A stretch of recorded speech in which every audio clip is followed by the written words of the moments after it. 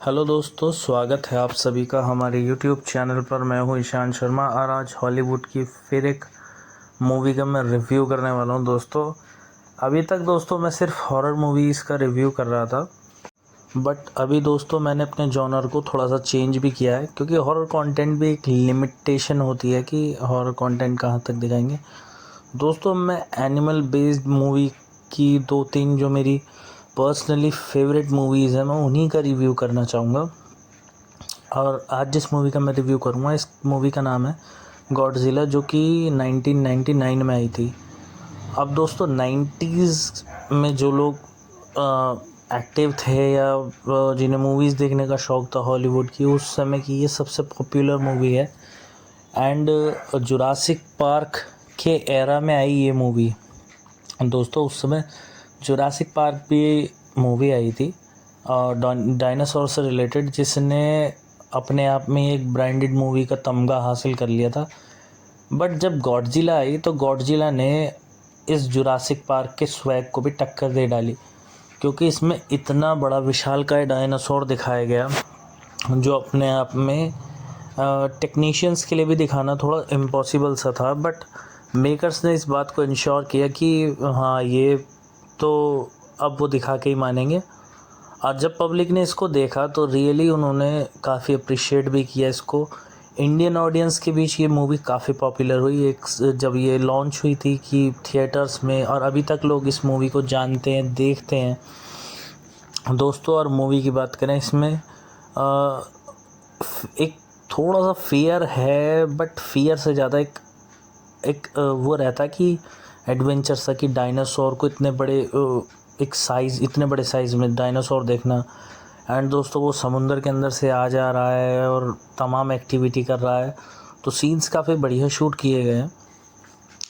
और दोस्तों, comedy quotient भी इस मूवी में कमाल का डाला हुआ है। सच बात कहूँ तो कॉमेडी कोशेंट की वजह से ये मूवी पूरी तरह से परफेक्ट है।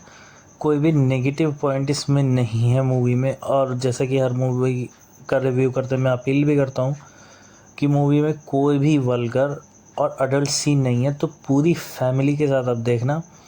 और आप लोग भी सोच रहे हो कि इतनी पुरानी मूवी का रिव्यू करने का रीज़न क्या है। दोस्तों, रीज़न मैं आपको बताता हूँ।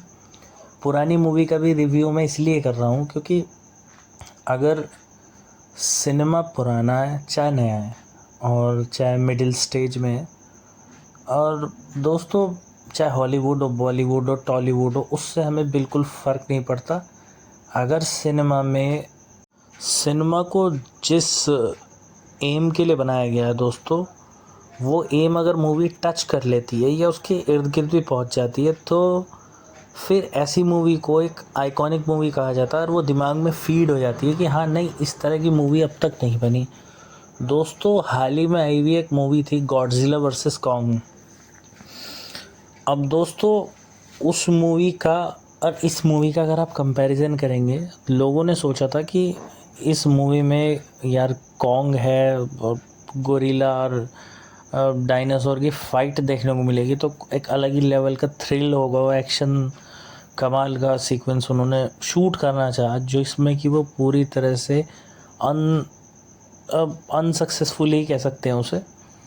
क्योंकि दोस्तों, वो मूवी समझ के बाहर चली गई लोगों के, और लोगों ने फिर इन्हीं मूवीज़ को बताया कि ये 90s के एंड में इस तरह की मूवीज़ बन चुकी हैं जुरासिक एंड गॉडजिला लेवल की, तो वो इस ख़राब मूवी को, गॉडजिला वर्सेस कॉन्ग मूवी को क्यों देखेंगे।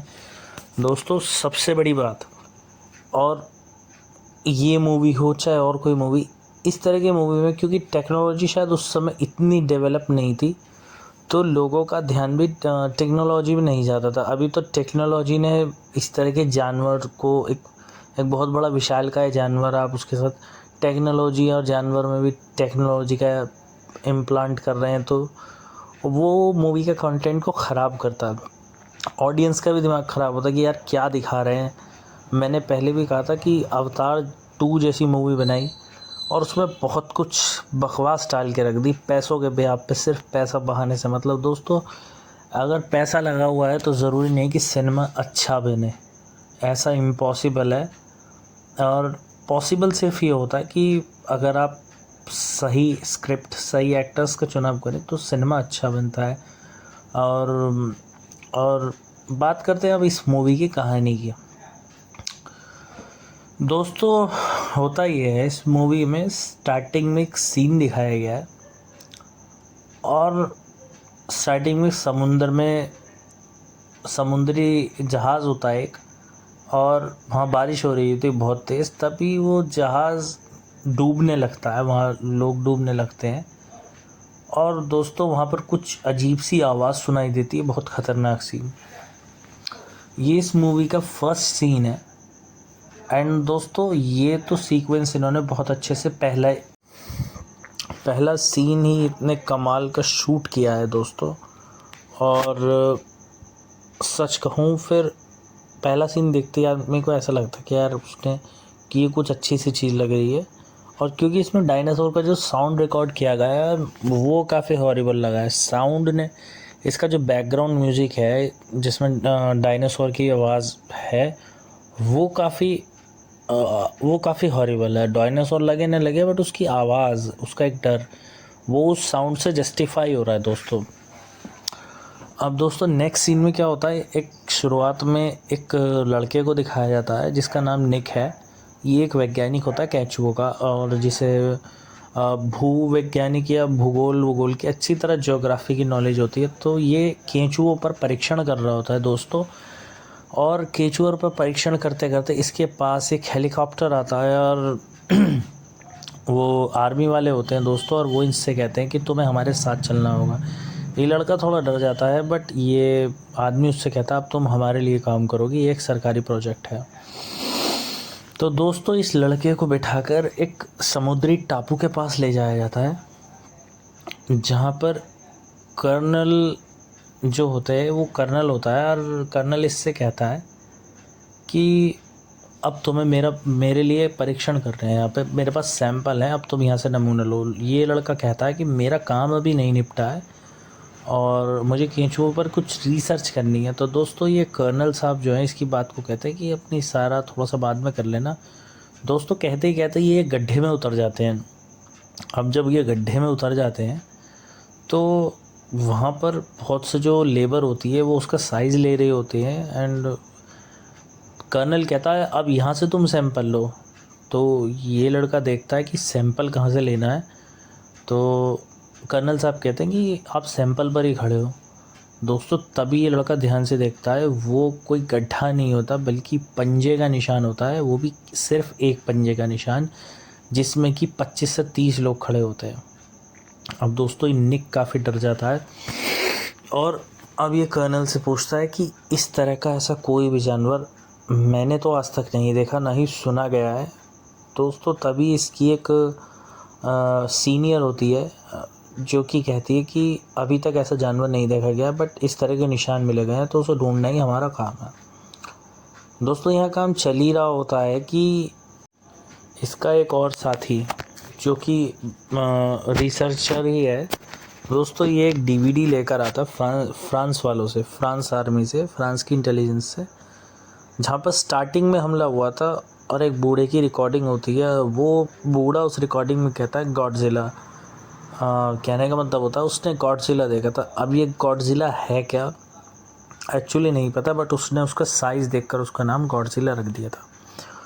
दोस्तों यहाँ टेस्ट करते हुए ये वीडियो देखने के बाद जैसे ही ये लोग जहाज़ की तरफ जाते हैं, जो डैमेज हुआ होता है उस पर पंजों के निशान होते हैं और वहाँ पर एक इंश्योरेंस कंपनी वाला इन्हें मिलता है जो कि फ्रांस की इंटेलिजेंस का एक बड़ा ऑफिसर होता है। और ये चुपचाप अपनी यूनिट के साथ यहाँ एक धोखे से यहाँ पर जांच कर रहा होता है। दोस्तों निक और कर्नल इससे मिलते हैं। अब कर्नल इससे कहता है कि आप लोग यहाँ से जाइए, बट दोस्तों ये आदमी अब निक को अच्छे से देख लेता है और निक भी इसे अच्छे से देख लेता है। इसके बाद नेक्स्ट सीन दोस्तों दिखाया जाता है, यहाँ पे 2 लड़की और एक लड़का होता है।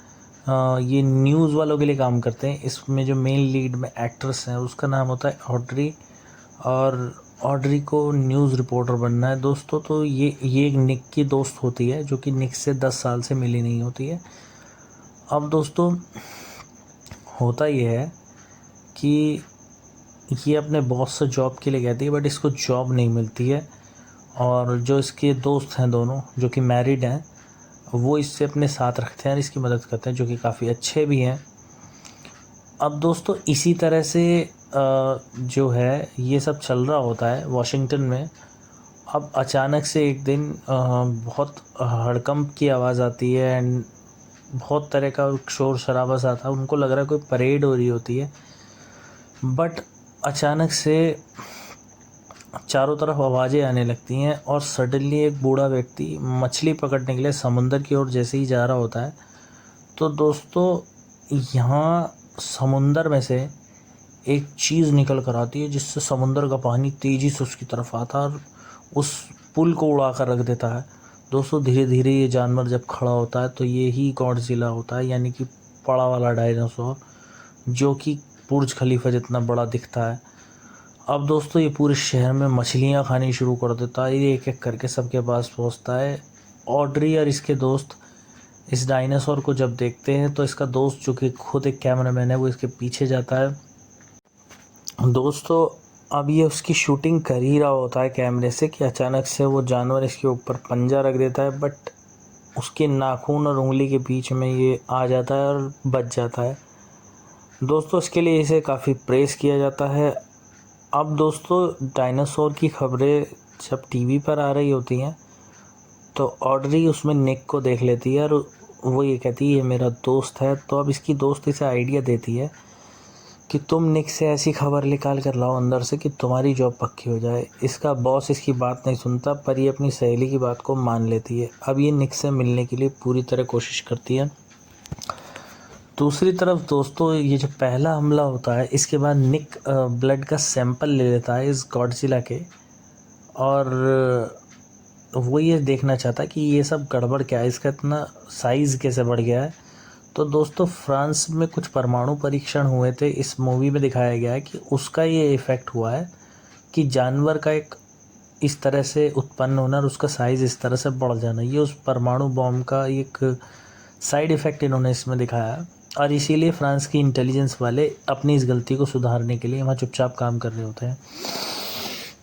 दोस्तों बात करूँ तो अब नेक्स्ट सीन की, यहाँ पे काफ़ी अफरा तफरी मच रही होती है कि आखिर गॉडजिला गायब कहाँ हो गया। कर्नल साहब और ये सब पूछते हैं आर्मी वाले कि गायब कहाँ हो गया। तभी निक कहता है कि चारों तरफ, इस देश के चारों तरफ समुंदर है और वो जानवर ज़रूर पानी के अंदर ही गया है और ये उसके बचने के लिए एक परफेक्ट जगह है। दोस्तों यहाँ पर अब निक और कर्नल और पूरी आर्मी वाले उन्हें बंद टनल्स के ज़रिए उसे ढूंढने की कोशिश करते हैं और शहर से आने जाने वाले अंदर की सुरंगों को बंद करने की कोशिश करते हैं दोस्तों।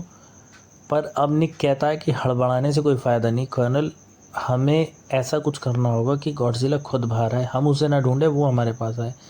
कर्नल कहता है ऐसा कौन सा तरीका है। तो निक कहता है उसकी खुराक है मछली, उसने मछली बहुत सारी खाई थी, तो हम उसके लिए मछली का ढेर लगाएंगे, वहीं वो आएगा। दोस्तों ये सब इंतज़ाम करके बैठे होते हैं, सारे हथियार गॉडजिला पर सेट किए होते हैं, पर गॉडजिला इतनी आराम से नहीं आता, बहुत सारी बारिश चल रही होती है।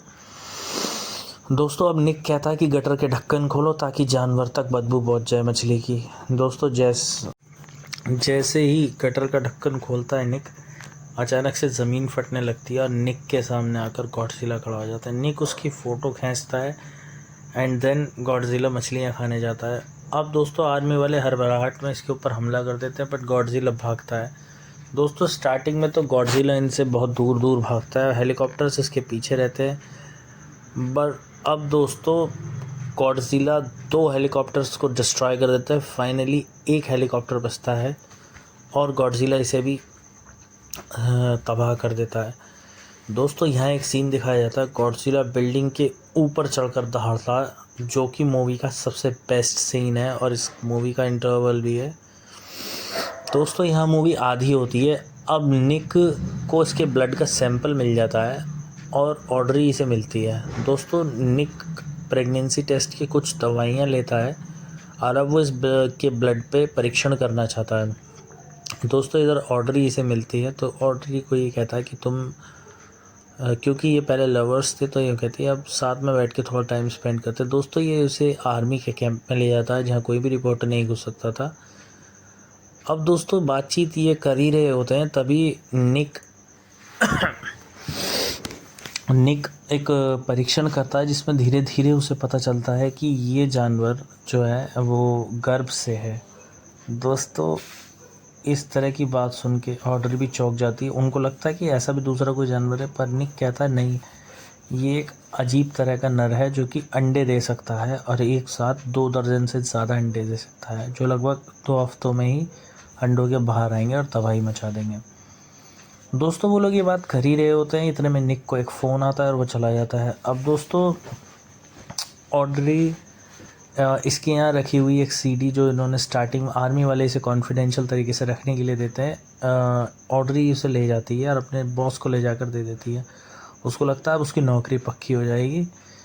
दोस्तों बट इसका मालिक इसके साथ धोखा करता है और इसे नौकरी नहीं देता और बल्कि रिपोर्ट अपने नाम से बेच देता है।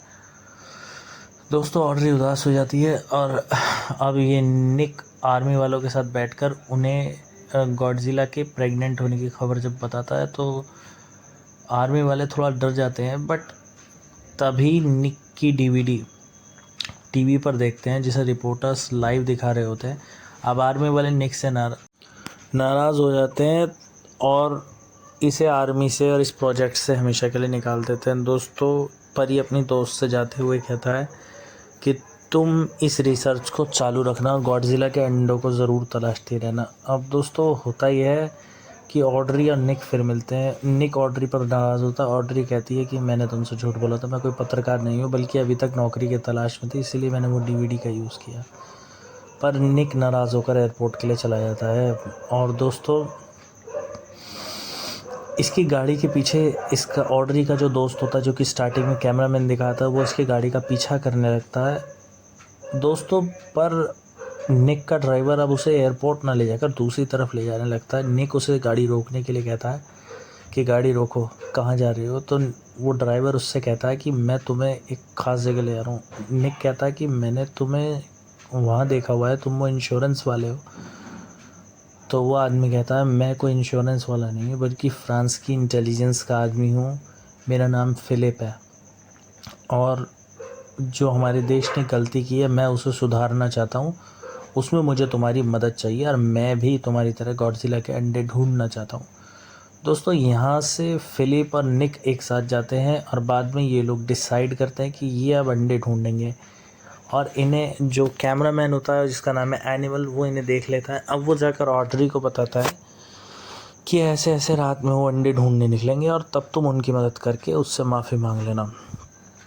अब दोस्तों होता ये है, इधर दूसरी तरफ आर्मी वाले फिर से मछली का जाल बिछाते हैं। गॉडजिला आता है बट अब गॉडजिला जो है मछली खाता नहीं, उल्टा भागने लगता है। इधर आर्मी वाले इसकी बुरी तरह से पीछे लग जाते हैं दोस्तों और समुंदर में इसमें मिसाइल मार कर मार देते हैं। दोस्तों आर्मी वाले सोचते हैं कि गॉडजिला अब ख़त्म हो गया। तो दोस्तों यहाँ पर अब अगला सीन ये होता है कि निक और फ़िलिप और इनके 4-5 साथी ऑड्री और एनिमल तो अलग जाते हैं, ये सब लोग उस जगह पर पहुँच जाते हैं, उस टनल में पहुँच जाते हैं जहाँ पर गॉडजिला ने अपने अंडे दे रखे हैं। तो दोस्तों ऐसा होता है, निक की बात जब सही निकलती है तो वो लोग ये सोचते हैं कि वो आर्मी को बता देंगे कि इस जगह को उड़ा दें। दोस्तों वो ये बात कर ही रहे होते हैं, तभी अंडे के अंदर से एक छोटा सा डायनासोर बाहर आता है और धीरे धीरे करके सारे अंडे फूटने लगते हैं। अब दोस्तों ये डायनासोर इनकी जान के पीछे पड़ जाते हैं। दोस्तों होता यह है कि एक एक करके इनके 3 साथी मारे जाते हैं। अब फ़िलिप निक से कहता है कि तुम इस बिल्डिंग के बाहर जाओ और मैं यहाँ इन डायनासोर्स को रोकता हूँ। दोस्तों फ़िलिप को अपनी जान की परवाह नहीं होती और उधर ऑड्री और एनिमल भी फंसे हुए होते हैं, बट अभी तक फ़िलिप और निक ने इन्हें नहीं देखा होता। दोस्तों तभी निक कोशिश करता है, बट ये जहाँ भी जाता है वो डायनासोर पूरे जो एक स्टेडियम होता है उसमें फैल चुके होते हैं। अब दोस्तों निक फ़िलिप के पास वापस आता है, वहीं ऑड्री और एनिमल भी पहुंच जाते हैं और चारों आपस में डिस्कस करते हैं कि यहाँ से निकलना तो इम्पॉसिबल है, बट ऑड्री आइडिया देती है कि यहाँ से एक लाइव प्रसारण करके हम लोग मिलिट्री वालों को सूचित कर सकते हैं ताकि वो इस जगह को डिस्ट्रॉय कर दें। दोस्तों ये कहानी में अब इसी तरह से कहानी बढ़ती है और इन लोगों को अपनी जान की परवाह नहीं होती। फिर ये एक लाइव स्ट्रीम करते हैं। ऑड्री का सपना होता है पत्रकारिता करने का। वो एक लाइव सेशन करती है जिसमें कि पत्रकार के रूप में निक का इंटरव्यू देती है और निक की बेगुनाही को साबित करने के लिए कह देती है कि हाँ निक, जो आपने सोचा था गॉडजिला गेंडो के बारे में वो सही निकला। दोस्तों अब इनका मैसेज आर्मी के पास पहुंच जाता है और आर्मी वाले इनसे कहते हैं कि आपके पास पूरे 2 मिनट है यहाँ से निकलने के लिए। दोस्तों अब फिलिप और एनिमल, ऑड्री और निक यहाँ से भागते हैं जैसे तैसे डायनासोर से बचते हुए। फाइनली ये बिल्डिंग के बाहर निकलते हैं और दोस्तों बिल्डिंग वो में 2 मिसाइल छोड़े जाते हैं आर्मी वालों द्वारा, जो जिसमें कि सारे डायनासोर, गॉडजिला के सारे बच्चे मर जाते हैं। अब दोस्तों ऑड्री और निक फिर से एक हो जाते हैं। इन्हें लगता है कि इनकी बला टल गई, तभी इन्हें ज़ोर की ख़तरनाक आवाज़ आती है और गॉडजिला उसी जगह से बाहर निकलता है। दोस्तों गॉडजिला अभी तक ज़िंदा होता है। अब गॉडजिला को इन पर गुस्सा होता है, वो इनके पीछे भागने लगता है। ये चारों एक गाड़ी में बैठकर भागने लगते हैं। दोस्तों तरह तरह की जगह से होते हुए इन्हें रास्ते में आर्मी वाले मिलते हैं। ये आर्मी वालों से कांटेक्ट करके गाड़ी में ही वाईफाई के थ्रू, रेडियो के थ्रू उनसे कहते हैं कि हम इसे खुले में लेकर आते हैं तो हम इस पर मिसाइल से अटैक करना और इसे मार देना। अब दोस्तों ब्रुकलिन ब्रिज की तरफ ये ले जाते हुए जैसे ही गॉडजिला को ले आते हैं, गॉडजिला जैसे ही ब्रुकलिन ब्रिज पर पहुंचता है वो तारों में फंस जाता है और अब इस पर धमाधम मिसाइल्स के अटैक किए जाते हैं और फाइनली गॉडजिला मर ही जाता है। अब दोस्तों यहाँ से फिलिप बिना बताए गायब हो जाता है। निक उसे ढूंढता है। निक के पास एक फ़ोन आता है। फिलिप कहता है कि तुमने मेरी मदद की, उसका बहुत बहुत शुक्रिया। दोस्तों निक भी इसको थैंक्स बोलता है। यहीं दोस्तों ऑड्री को भी उसका मैनेजर जॉब ऑफ़र करता है, बट ऑड्री कहती है मुझे तुम्हारी ज़रूरत नहीं। दोस्तों यहीं इस मूवी का एंड हो जाता है और इस एंड में ही एक सीन और दिखाया जाता है। जो बिल्डिंग में अंडे डिस्ट्रॉय हुए थे वहाँ पर एक अंडा और बच जाता है और उसमें से एक छोटा सा डायनासोर निकलता है। वहीं इस मूवी का एंड हो जाता है। दोस्तों इस मूवी का अभी एक सेकंड पार्ट भी आया था 2010 के बाद, आई थिंक 2014 में आया था। दोस्तों वो मूवी भी काफ़ी कमाल की थी, बट इस मूवी का चार्म तो एक अलग ही लेवल का है क्योंकि पर्सनली मेरी फेवरेट है। अब मैं ये मानता हूँ कि जिस सिनेमा को मैं भी इंजॉय कर रहा हूँ उस सिनेमा को दूसरा भी इजीली इंजॉय कर लेगा दोस्तों, क्योंकि लोग फैमिलियर कॉन्सेप्ट की डिमांड ज़्यादा करते हैं। उनको ऐसा कंसेप्ट चाहिए जहाँ वो थ्रिल, एक्शन, हॉरर सब देखें, बट कंटेंट उतना वल्गर ना हो जो कि मूवी को देखने में मज़ा है। आजकल के वेब शोज़, वेब सीरीज़ इस तरह का कंटेंट लाते हैं दोस्तों। लैंग्वेज, गाली गलौज और अडल्ट सीन्स की भरमार होती है। यहाँ से ऑडियंस का थोड़ा एक छूटने से लगता है इंटरेस्ट दोस्तों, क्योंकि पहले ऐसा होता था जब टीवी पर हम कोई मूवी देखते थे पूरी फैमिली के साथ उसमें देख लेते थे कि हाँ उसमें कोई सीन नहीं आता या लैंग्वेज में कुछ गंदापन नहीं होता था। बट दोस्तों अब हम जब वेब शोज़ देखते हैं, वेब शोज़ की लैंग्वेज अडल्ट, सीन अडल्ट, और दोस्तों उसे हम फिर फ़ोन में देखने के लिए मजबूर है। फ़ोन में देखने पर आदमी का दिमाग भी ख़राब होता है, आँखों में दर्द होता है, सिर में दर्द होता है, बट कंटेंट की चाहत होती है। और दोस्तों मिर्ज़ापुर के बाद फैमिली मैन जैसी वेब सीरीज़ आई, उसके बाद गाली देना वेब सीरीज़ में एक फ़ैशन सा बन गया है, बट ऐसा कुछ नहीं है। वेब सीरीज़ और भी हैं, जैसे कि असुर एक वेब सीरीज़ आई थी, काफ़ी कमाल की थी, और ताज डिवाइडेड काफ़ी अच्छी वेब सीरीज़ आई थी जो कि मुग़ल काल पे बेस्ड थी। वो काफ़ी पॉपुलर वेब सीरीज़ थी जिसे G5 वालों ने लॉन्च किया था। दोस्तों इस तरह की मूवी वेब शोज़ आते हैं तो अच्छा लगता है। मिर्ज़ापुर और फैमिली मैन में कुछ नया देखने को मिला था। उसके बाद दोस्तों फ़र्ज़ी मूवी आई। फ़र्ज़ी मूवी में इतनी गालियाँ नहीं दी गई और ना ही कोई अडल्ट सीन था। तो फ़र्ज़ी जैसी वेब सीरीज़ भी काफ़ी इस लाइन में तो काफ़ी कामयाब रही है। और बात करते हैं दोस्तों हॉलीवुड की। हॉलीवुड मूवीज़ में भी अब वल्गर और अडल्ट सीन्स को कम कर दिया जाता है दोस्तों। अब ये देखा जा रहा है कि बॉलीवुड में हद से ज़्यादा ही अडल्ट सीन्स होने लगे हैं दोस्तों। जैसे कि इमरान हाशमी की मूवी की इमेज थी कि इमरान हाशमी इस तरह की वल्गर मूवीज़ करते थे, तो उनकी मूवीज़ को टीवी की जगह लोग थिएटर्स में ही देखते थे या मोबाइल्स पर ही देखते थे। अब दोस्तों अब बहुत सी ऐसी मूवी आने लगी हैं भी, जैसे अभी हाल फिलहाल में एनिमल मूवी आई थी। इतने लोगों ने एनिमल मूवी की काफ़ी चर्चा की दोस्तों। उसमें काफ़ी अडल्ट एंड वल्गर सीन्स थे, और इस तरह का सिनेमा को एक, यार हम हिंदुस्तानी लोग हैं, हम कुछ भी देख सकते हैं, बट इस तरह का सिनेमा फैमिली के साथ कैसे एंजॉय करें वो इम्पोर्टेंट है। और दोस्तों मैं तो यही कहना चाहूँगा कि आप अगर सिनेमा देखें, सिनेमा भी आप थोड़ा मीनिंगफुल देखें तो वही अच्छा रहता है। नॉनसेंस सिनेमा तो फिर नॉनसेंस कॉमेडी ही होनी चाहिए।